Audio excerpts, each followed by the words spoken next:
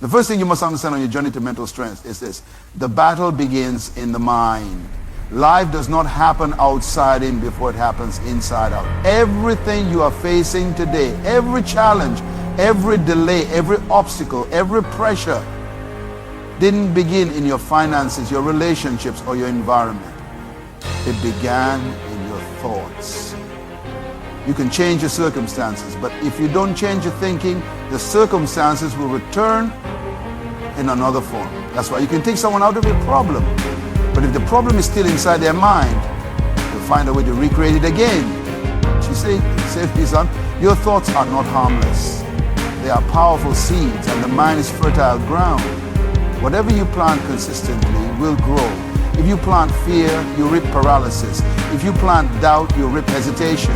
If you plant faith, confidence, and clarity, you'll reap courage and conviction.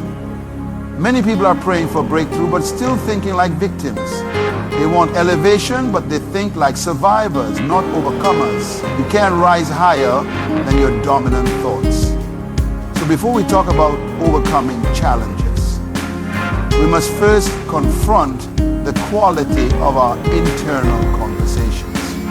Your mind is either your prison or your passport. It will either lock you into fear or launch you into purpose. And what determines the direction isn't how much pressure you're under, but how well you are trained to think under that pressure. That's why mental training is not optional, it's essential.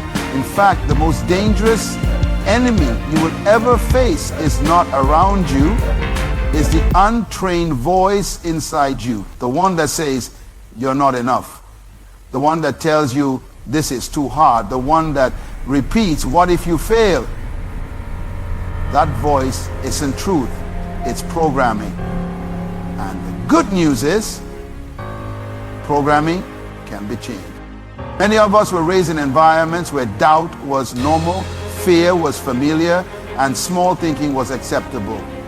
We were taught to survive, not to dominate. We were trained to avoid risk, not to believe in possibility. And now here you are, a grown person, facing battles with a mind that was never built to conquer. But the good news is you can retrain your mind. You can recondition your thinking. You can reintroduce yourself to your potential by renewing your mind. This is why I say the battle begins in the mind. Because until you win here, you can't win out there. A man who is defeated in his thoughts doesn't need an enemy. His own mind will sabotage his progress. You'll talk yourself out of the opportunity. You'll downplay your own gift. You'll let go of a dream, not because it is impossible, but because you never saw yourself as worthy of the outcome. This is why vision is so important. You can't live beyond what you believe. You must first see yourself as free before you walk in freedom. You must see yourself as strong before strength shows up. You must see yourself as victorious before the victory is manifested. Some of you are still in bondage, not because the door was locked, but because your mind has not accepted that it's already open. You're free, but you don't think like it. And if your thoughts are still chained, your life will follow. That's why we must begin by taking responsibility for our thinking. You can't control what comes into your mind, but you can control what stays there. Thoughts are visitors. They only become residents when you entertain them. So ask yourself, what thoughts have I allowed to build a home in me? What beliefs have I embraced that are keeping me weak, afraid, or stuck? You must challenge them. Don't just listen to your thoughts, talk back to them. When fear says you're not ready, you say I'm prepared by purpose. When doubt whispers this won't work, you declare I've already won before I started. You've got to train your mind to obey your vision, not your emotion. Emotions are temporary. Purpose is permanent. And that's the discipline of mental strength. You don't wait for the battle to build your mind. You train now so that when the pressure comes, your default isn't panic, it's power. Your default isn't collapse, it's composure. It's not about pretending problems don't exist. It's about responding to them from a place of alignment, clarity, and truth. You don't let life happen to you, you happen to life. You speak to storms. You confront fears. You anchor yourself in the identity of someone who was never built to quit. This is why we must get serious about the mind, because you can be gifted and still defeated. You can be anointed and still tormented. You can be positioned and still paralyzed. Your strength must not only be spiritual, it must be mental.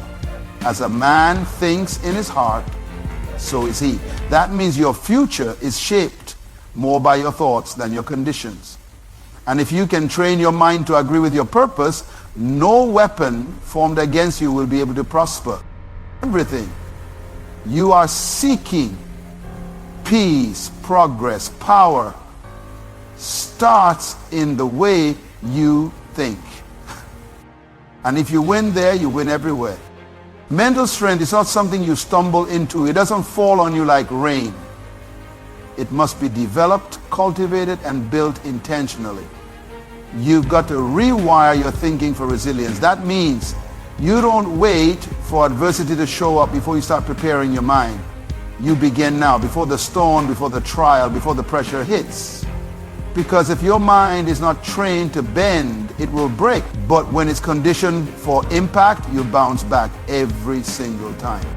Let me tell you something. Life will hit you. You will be tested. There will be setbacks, delays, losses, betrayals, and closed doors. And none of that means you're failing. It means you're being formed. But if you don't understand that truth in your mind, you'll misinterpret every challenge as punishment instead of preparation.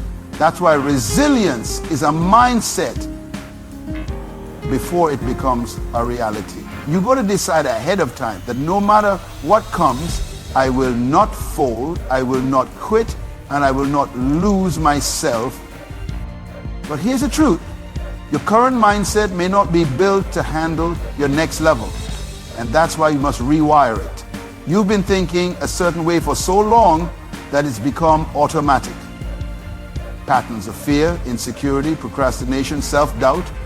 You don't even realize how often you talk yourself out of greatness. And if you don't challenge those patterns, they'll silently sabotage your future. You can't carry an old mindset into a new season. You've got to break the cycle and reprogram your system. How do you do that? Through repetition, reflection, and reinforcement. You've got to consistently replace limiting beliefs with liberating truths. You have to question the voices in your head that say you're not enough, or it's too late, or you'll never make it out of this. Those voices are not your destiny. They are your history. They were formed in environments of fear, formed through experiences of failure, formed through words that wounded you. But just because they were formed doesn't mean they must remain. You can tear down that old thinking and build a new framework, one rooted in truth, strength, and vision. Resilience is the product of your mental programming. That means you've got to choose how you interpret pain. You can either see it as a signal to stop or a sign to grow. You can see the delay as rejection, or you can choose to see it as development. You've got to learn to reframe the pressure. What if it's not here to destroy you, but to reveal the version of you that you didn't even know existed? What if the setback was allowed not to punish you, but to promote you? When your mind is renewed, your pain has purpose. Your struggle becomes strategy. Your losses become lessons. Your disappointment becomes fuel. But a resilient mind doesn't happen by accident. You've got to work at it. That means you intentionally expose your thinking to higher thoughts, truths that elevate, challenge, and stretch you. And yes, at first it's uncomfortable. Growth always is. When you start rewiring your thoughts, you'll feel resistance. That's the old mindset fighting to stay in control. But the more you persist, the more natural it becomes to think in alignment with your purpose instead of your pain. You've got to talk to yourself like someone worth believing. Stop rehearsing failure. Stop repeating past pain. Stop meditating on what they said, what didn't work, what went wrong. You're not here to relive what you came out of. You're here to renew your mind for where you're going. And let me tell you this, if you train your mind to bounce back, to see challenge as training and pressure as preparation, you will be unstoppable. People will wonder how you survived, how you kept going, how you stayed sane. It's because you rewired your system not to crash under stress, but to rise through it. Let me make this clear. Resilience is not just the ability to endure. It's the capacity to adapt, evolve, and rise. Endurance is good, but it's not enough.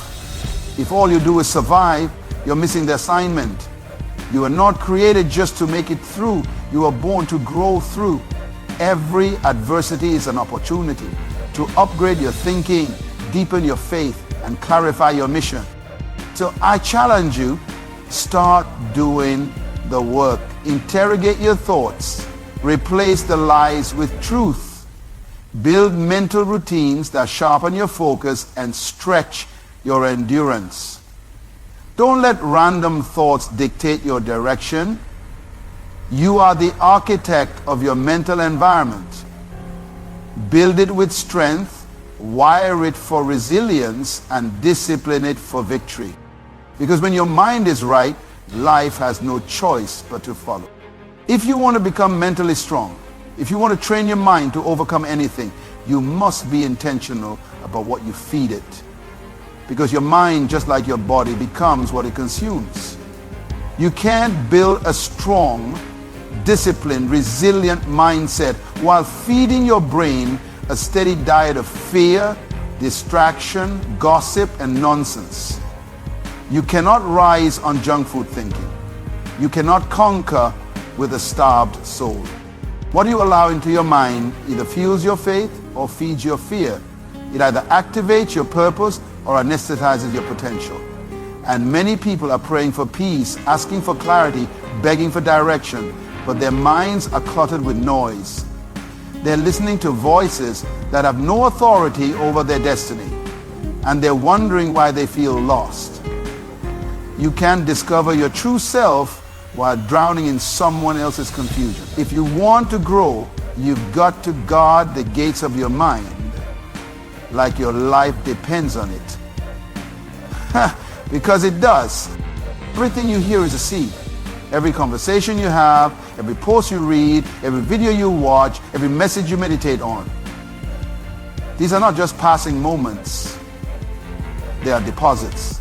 And what goes in eventually comes out. If you're constantly feeding on negative news, toxic opinions, and empty entertainment, you're programming your mind for weakness. You're training your emotions to react instead of respond. You're building a habit of fear-based thinking rather than purpose-driven clarity. The mind is too powerful to be left on autopilot. And if you don't feed it with the right knowledge, someone else will feed it with an agenda that has nothing to do with your calling. The input determines your outcome. That means if you want different results, you have to change what you're receiving. Don't just scroll, study. Don't just watch, filter. Don't just listen, discern. There are voices you need to mute, environments you need to exit, and conversations you need to stop entertaining. Not because you're arrogant, but because you're focused. Growth requires a new appetite. You cannot crave purpose and still feast on distractions. That's why people are mentally strong don't just read anything. They don't just spend time with anyone. They don't just let their thoughts wander. They feed their mind with intention. They listen to what builds, not what breaks. They absorb wisdom, not noise. They study greatness. They meditate on truth. They consume content that challenges, uplifts, instructs, and sharpens. They understand that what they put into their minds will become the internal dialogue they hear in moments of pressure. When life squeezes you, and it will, it's not your feelings that will speak, it's your thoughts. And your thoughts will echo the voices you've allowed to speak into you. So ask yourself, Who's been feeding your mind? What words are you carrying around that never belonged to you? What beliefs are you still holding on to that were shaped in seasons of trauma, not truth? You've got to detox the lies and start nourishing your mind with what aligns with your vision. And this isn't just about avoiding bad content, it's about pursuing the right content. You've got to pursue knowledge that expands your capacity. Read books that stretch your thinking. Listen to messages that stir your spirit. Surround yourself with people who sharpen your edge. Don't be content with surface level information. Go deeper. Study the principles that govern success. Learn the laws that govern discipline, consistency, leadership, emotional maturity. You cannot become what you're not willing to study. And you will not last on a foundation built by shallow thinking. Mental strength isn't just about toughness, it's about clarity. And clarity comes from consistent exposure to truth. You need truth to confront the lies. You need truth to challenge the comfort. You need truth to guide your decisions. And truth doesn't scream, it whispers. Which means you've got to quiet the noise long enough to hear it. You can't keep feeding your mind with chaos and expect to find clarity. Silence is a discipline. Stillness is a strategy. Sometimes the most powerful thing you can do is unplug, reset, and feed your mind with peace. There is no shortcut to mental strength. It must be built brick by brick by feeding your mind with knowledge that aligns with your assignment. When your thoughts are nourished, your words become sharper, your actions become intentional, and your results become inevitable. You stop reacting emotionally and start responding strategically. You stop doubting your value and start walking in authority. All because you made the decision to stop feeding your fears and start feeding your future. And when your mind is fed with the right knowledge, you don't just overcome, you become. If you want to become mentally strong, if you want to train your mind to overcome anything, you must master emotional control and self-governance. It's not enough to be gifted, it's not enough to have vision, it's not even enough to have passion. Without self-restraint, all of that potential becomes unpredictable, unstable, vulnerable to sabotage. Power without discipline will eventually destroy you. Emotions without wisdom will wreck your progress. And if you don't learn how to govern yourself, life will appoint something or someone else to do it for you. You were created to lead yourself first. The most important person you will ever manage is not your spouse, not your team, not your children. It's you, your mind, your attitude, your decisions, your reactions. And let me tell you, the person who wins in life isn't always the one with the best resources or the easiest path. It's the one who has mastered their internal world. They know how to stay calm when others panic. They know how to pause when their emotions scream for them to react. They know how to stay rooted in truth when pressure is pulling them toward impulse. Your emotions are indicators, not dictators. They tell you something is happening, but they don't have the authority to control what you do next. And yet many people live like their emotions are the law. If they feel angry, they lash out. If they feel afraid, they retreat. If they feel offended, they retaliate. But mental strength requires a deeper standard. It says, I acknowledge how I feel, but I refuse to be ruled by it. That is self-governance. That is mastery. That is maturity. Now, let's be honest. Emotional control is not automatic. It must be learned. You got to train for it like you train a muscle. You don't get abs by accident. And you don't get self-control by wishing. You've got to practice restraint. Practice stillness. Practice holding your peace when everything in you wants to explode. Because sometimes strength looks like silence. Sometimes power looks like walking away. Sometimes the most courageous thing you can do is not say what you could say. This kind of discipline doesn't suppress emotion, it sanctifies it. You become aware of what you're feeling, but you filter it through purpose. That means I may feel disappointed, but I don't let that disappointment define how I show up. I may feel pressure, but I don't allow that pressure to pull me into panic. I don't ignore my emotions. I bring them into alignment with my vision. Some of you keep losing ground, not because you're not smart, not because you're not gifted, but because you haven't yet learned to master your emotional triggers. People can pull you into drama with just a comment. A delay can unravel your faith. One offense can shut down your entire momentum. And that's not strength. That's instability. And instability always leaks. It leaks into your choices. It leaks into your relationship. It leaks into your leadership. But when you start building emotional control, something powerful happens. You don't just react to life. You lead it. And here's the thing. If you don't get this part right, every other key we've talked about will eventually collapse.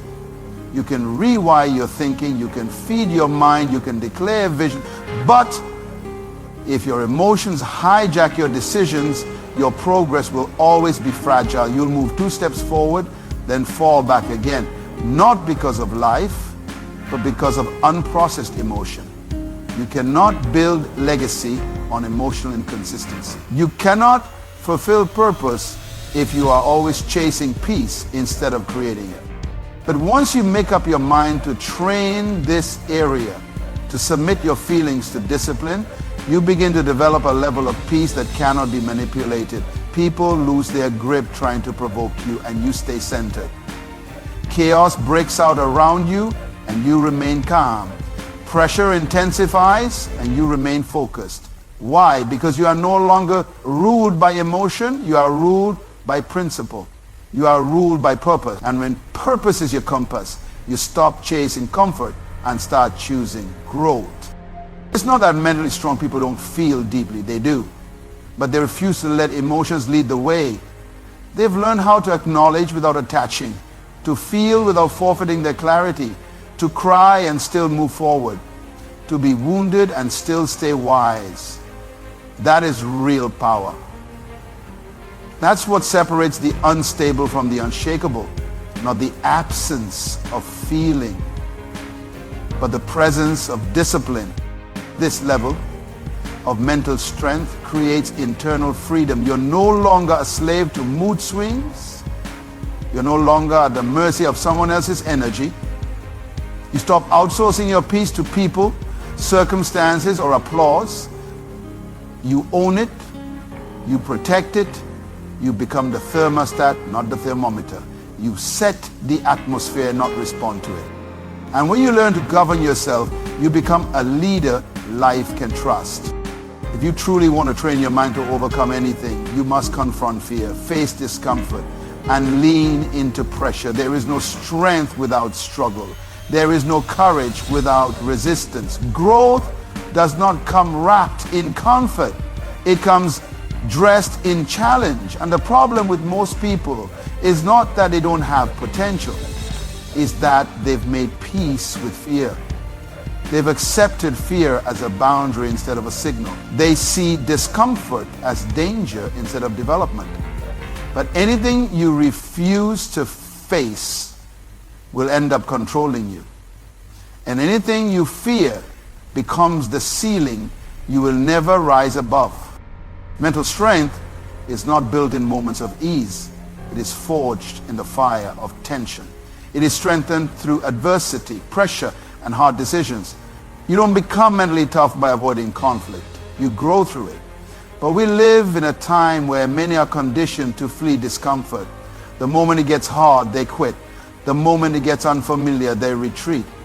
But hear this, comfort zones are beautiful prisons. They feel safe, but they steal your potential. They feel familiar, but they suffocate your growth. And if you always choose what's easy, you will never discover how powerful you truly are. When you choose to face your fear, you strip it of its authority. Fear is loud, but it's not always honest. It exaggerates. It magnifies what might go wrong while silencing what could go right. And here's the thing, most of what you're afraid of isn't even real. It's a story your mind created to protect you from perceived danger. But perceived danger is not actual danger. Your brain is designed to keep you safe, not to push you into purpose. That's your responsibility. You've got to override the fear and say, even if I'm afraid, I'm still moving forward. That's how courage is born. Not in the absence of fear, but in the decision to act anyway. And don't misunderstand me. I'm not saying you ignore fear. I'm saying you confront it. You study it. You ask yourself, what am I really afraid of? Is it failure? Is it rejection? Is it judgment? Or is it the responsibility that comes with success? Because sometimes we're not just afraid to fall, we're afraid to rise. We're afraid of who we'll have to become. We're afraid of leaving people behind. We're afraid of breaking patterns that kept us accepted, even though they kept us stuck. But you can't serve both fear and freedom. One will always demand the sacrifice of the other. And then you expose yourself to discomfort intentionally, something powerful happens. Your tolerance increases. Your resilience expands. What once made you panic now sharpens your focus. What once paralyzed you now becomes your platform. Why? Because you trained your mind to remain steady under pressure. You learned how to breathe through the stretch. You stopped running from the fire and decided to be refined by it. Some of the most mentally strong people you'll ever meet are not the loudest. They're not always the most visible, but they are the ones who have faced pressure without breaking. They've learned how to keep their hearts soft with their mind sharp. They've cried, yes, but they kept going. They've been betrayed, overlooked, doubted, but they kept showing up. Because pressure didn't crush them, it formed them. Discomfort didn't destroy them, it developed them. And fear didn't define them, it trained them. You've got to get used to the stretch. Growth will stretch your faith. It will stretch your patience. It will stretch your self-image. And every time you choose to lean in instead of pull back, your mind takes note. It says, we're stronger than we thought. We can handle this. That's how mental strength is built. Not in theory, but in action. You don't think your way into confidence. You practice your way into it. You act even when your knees shake. You speak even when your voice trembles. You step even when the path is uncertain. Pressure will introduce you to the parts of you that comfort tried to hide. And sometimes the very thing you're trying to avoid is the very thing that holds the next version of you. So don't fear discomfort. Don't resist the pressure. Let it mold you. Let it reveal you. Let it shape the mental toughness required for your next level. And I'll say this, if you wait until you feel ready, you'll never move. Because fear never leaves voluntarily. You've got to evict it with action. You've got to rise even when doubt whispers. You've got to press even when it hurts. Because the moment you decide that fear is no longer your master, you begin to access strength you didn't know was in you. And that is a kind of strength that doesn't just survive storms, it commands them. If you want to become mentally strong and train your mind to overcome anything, you must make discipline a daily practice. Not a mood, not a once in a while effort, not something you do when you feel like it. Discipline is the structure that protects your potential. It's the system that sustains your strength. Without discipline, even the most gifted minds collapse under pressure. Without discipline, good intentions remain unfinished plans. You can dream all you want, But if you don't have the discipline to execute, your dream will remain just that, a dream. Discipline is the bridge between desire and destiny. It's where you decide that how you feel no longer dictates what you do, because feelings are inconsistent. They rise and fall. But discipline, real rooted discipline, shows up regardless of the weather.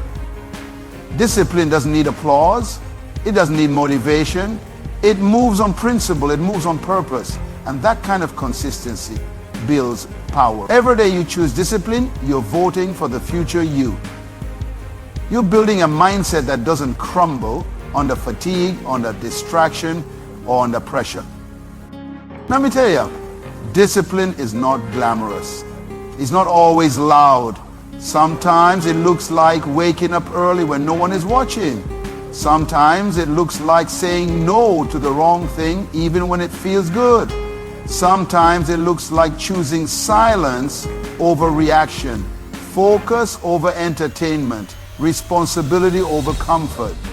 Discipline is not about perfection.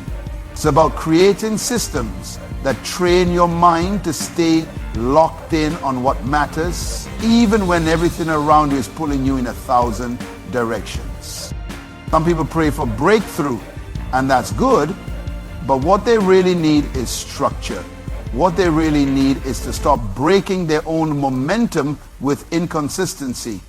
You can't ask for results you're not willing to train for. You can't expect growth from habits that are rooted in convenience. Discipline is a decision. It is a mindset that says, I'm going to do what I said I would do, long after the mood I said it in has left. That's what separates those who finish from those who fantasize. So when you begin to live by discipline, you stop negotiating with excuses. You don't wait for motivation, you command it. You don't ask for permission to become great, you train for it. You structure your time, you protect your focus, you guard your energy. Why? Because you understand that every decision you make is either building the life you want or delaying it. And discipline puts the power back in your hands. You start blaming circumstances and start taking ownership. You start waiting on opportunity and start preparing like it's already yours. Discipline doesn't just strengthen your habits, it strengthens your identity. When you do what you said you do, you start to trust yourself. Your confidence grows, your integrity sharpens, your self-image rises. You stop seeing yourself as someone who just tries and start seeing yourself as someone who follows through. That shift in identity is powerful because your life always follows the direction of your dominant thoughts. And your dominant thoughts are shaped by what you consistently do. But make no mistake, building discipline is uncomfortable. Your mind will resist it, your flesh will argue with it, your environment may not support it. But that's where your mental strength is tested and proven. You've got to decide, this is who I am now. Not temporarily, not when it's easy, but daily, relentlessly, intentionally. Because the future you want is on the other side of the discipline you're avoiding. Some people call it extreme. Some will say you're doing too much. But let me tell you something. When you're clear about your calling, discipline is not a burden. It's a privilege. When you've seen what's possible for your life, staying focused becomes the only option. You're not just working for today's comfort, you're building tomorrow's legacy. You're not just avoiding failure, you're becoming someone who cannot be shaken by failure. That's the reward of discipline. You become unbreakable from the inside out. There will be days when it feels like your efforts aren't working. Days when it feels like no one sees the sacrifice. Days when the results don't match the grind. But hear me, discipline is never wasted. Every act of obedience to your future is a seed. Every repetition, every early morning, every hard decision is laying the foundation for a life that cannot be moved by storms. You may not see the harvest immediately, but the fruit is coming because discipline always pays. just not on your schedule. And so when you train your mind with this level of discipline, you don't just survive life's challenges, you dominate them. You stop folding under pressure. You stop waiting to be rescued. You become the kind of person life can't break because you've already mastered the hardest battlefield, the one within. When we reach that place, no matter what comes your way, you don't flinch. You just keep building.